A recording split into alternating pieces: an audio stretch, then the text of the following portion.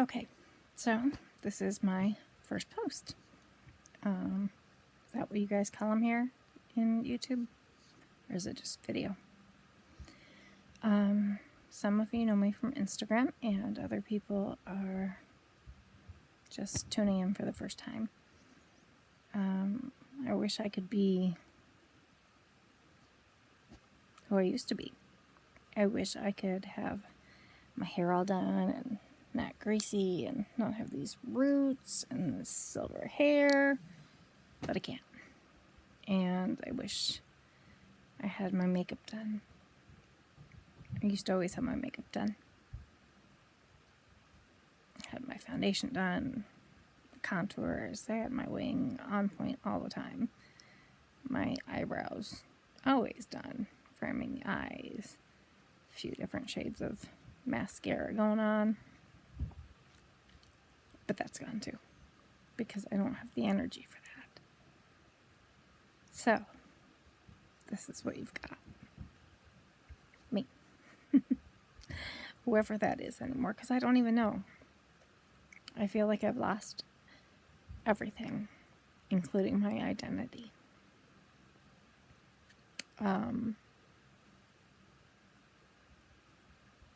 Health problems took it away. And that's why I am on YouTube now. Is because there are so many of us out there with mental health problems, physical health problems, and we just hide behind a smile. And I don't believe in that.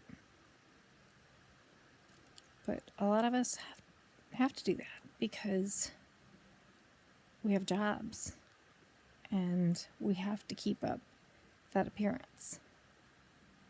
Or we just can't take the judgment and the look because we have invisible illnesses. Like, if you were to look at me, you'd think I didn't shower. That's all. I just look lazy. But that's not the truth. I'm anything but lazy. I worked 3 part-time jobs while going to college, full-time, and volunteering as an EMT and a firefighter. And then when I got out of college, I still worked in EMS and healthcare, and I stayed in those fields until I got married. I got married to a man in the Army, and we had a little girl, and he deployed, and it is very hard to have a job and a baby when your husband is deployed. Many women do it, but I didn't want someone else raising my child, so I stayed home with her. But I didn't just stay home and do nothing. Not that raising a child is doing nothing, because, oh my God, those little tiny people are spawns from Satan. Oh my God, maybe it was just mine. All right, I'm going off on a different path here. But some of you will know what I'm talking about, some won't. I volunteered as the family readiness group leader for my husband's, brain fog moment, company in the Army. So basically what that is a liaison between the command and the families. So I would have to go to meetings with the command once a month, and then I would have meetings with the wives once a month, and then I would also be dealing with wives and parents and command throughout the month. When there were casualties and stuff like that, I had to do other stuff. I looked like crap. So that kept me busy. And then my husband's second tour, he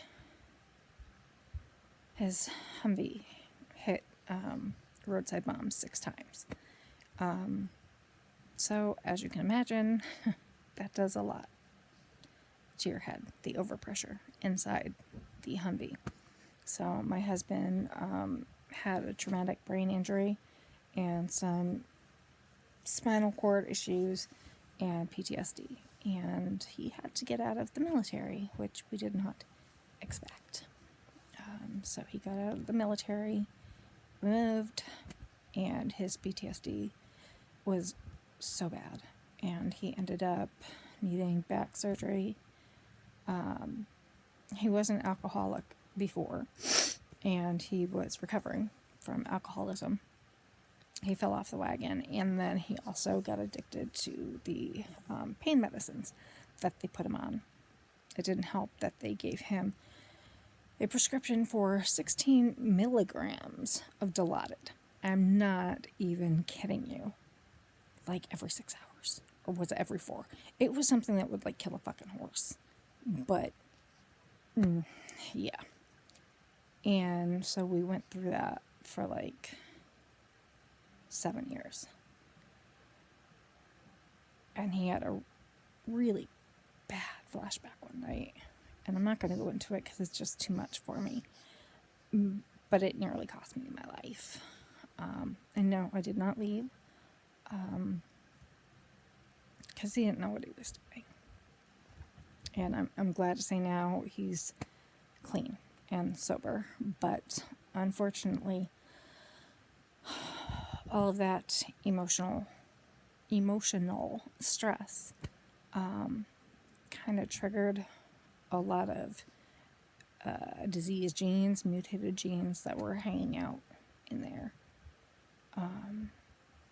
And I ended up, well, I had celiac disease before, but I ended up with fibromyalgia and RA. And then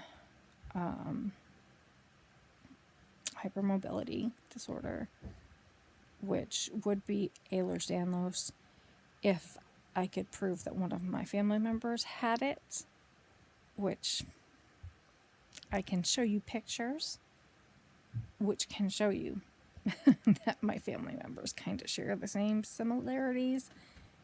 But seriously, how am I gonna, I mean, back in the 60s, in the 50s, seriously? Whatever. And then, let's see. Brain dead. Brain fucking dead. Y'all know how it is. I'm sorry. But I'm brain dead right now. Just trying to figure out which way to go with the story here. Then I was diagnosed with idiopathic intracranial hypertension, which basically means that I have too much spinal fluid, and it was putting too much pressure on my brain. So it was basically acting like I had a brain tumor. So giving off the same symptoms, but no brain tumor. So it was putting pressure on my optic nerves and causing me to go blind. Now, usually what happens is the vision you lose, you don't get back. And you have unbelievably horrible headaches that make a migraine look like a walk in a park. And I can say that because I have migraines, so I can compare the two. But I ended up having a VP shunt placed. I don't know if you can see my lumpy head here. The hair didn't really grow back very well, but it's there. I had the VP shunt placed. In the morning that my husband came to pick me up.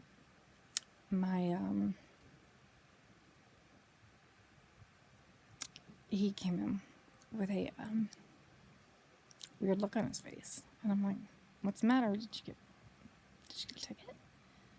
And he's like, "No." And I'm like, "What's wrong?" And I'm like kind of playing with him.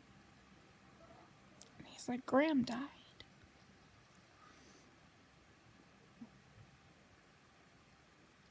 My world just bottomed out because I was already dealing with the fact that my mother was dying. Because the same day I was diagnosed with my idiopathic intracranial hypertension, my mother was diagnosed with ALS.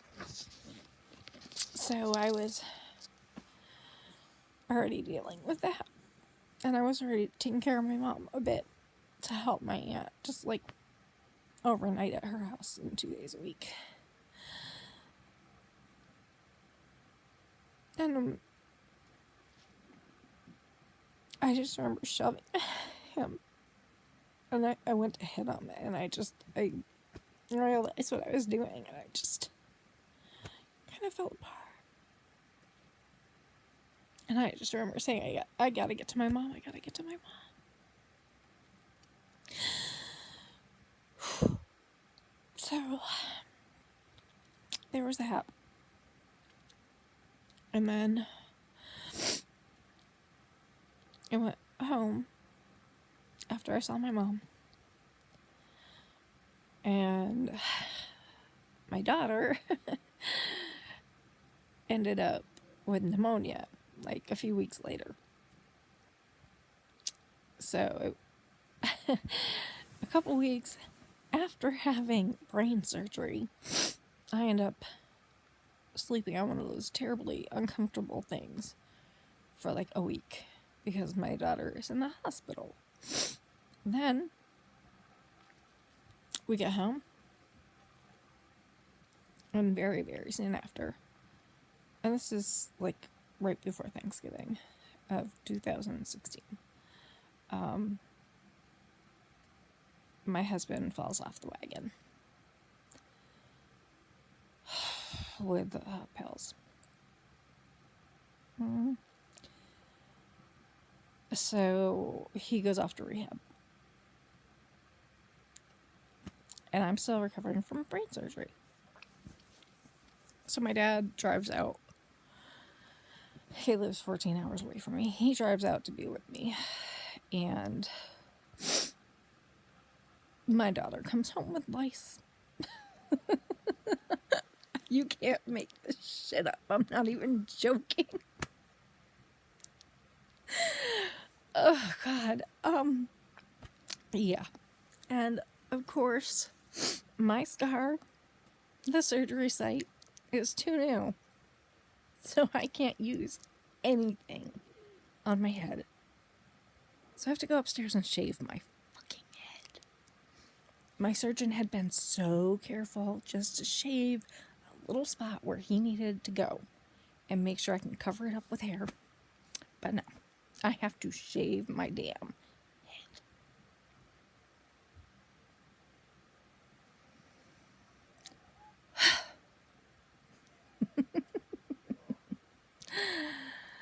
And then I'm just not getting better. I am not getting better. I'm supposed to get better. They told me I'd have like a month of downtime and I'd be able to take care of my mom again. She lives with my aunt. But I was going down like one night a week and taking care of my mom 2 days. I still can't do it. I'm just getting worse. I'm getting more tired and more tired and more tired. Eventually, we figure out that I have POTS, postural orthostatic tachycardia syndrome. And I spend the next little over 18 months bedbound. Yeah. My mom, my uncle in that time had cancer and died. And my mom just died in August. But anyway, that is a very long but quick explanation of my last 3 years. But the whole reason I started this channel is because there's people like me that have been through the ringer, and that's not even half of it. I just want to keep this short as possible. You'll learn a lot more about me as we go. But with social media, everybody tends to portray their life as awesome.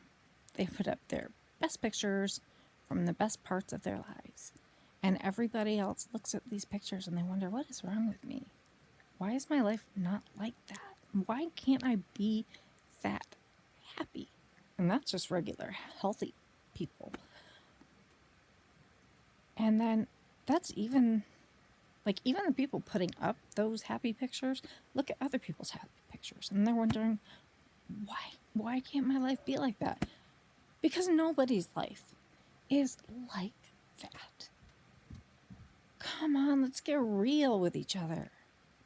We're making each other miserable by not putting up our full truth. Put up your happy pictures. Put up your good times. Put up your bad times. Be transparent. We're making each other depressed. No wonder depression rates are so high. Put up the whole truth. And that's what I intend to do. So that's why I'm here. I'm sure I'm going to make a lot of people not like me. That's fine. If I can make one person feel better, if I can help one person, and the rest of the world hates me, I'm good.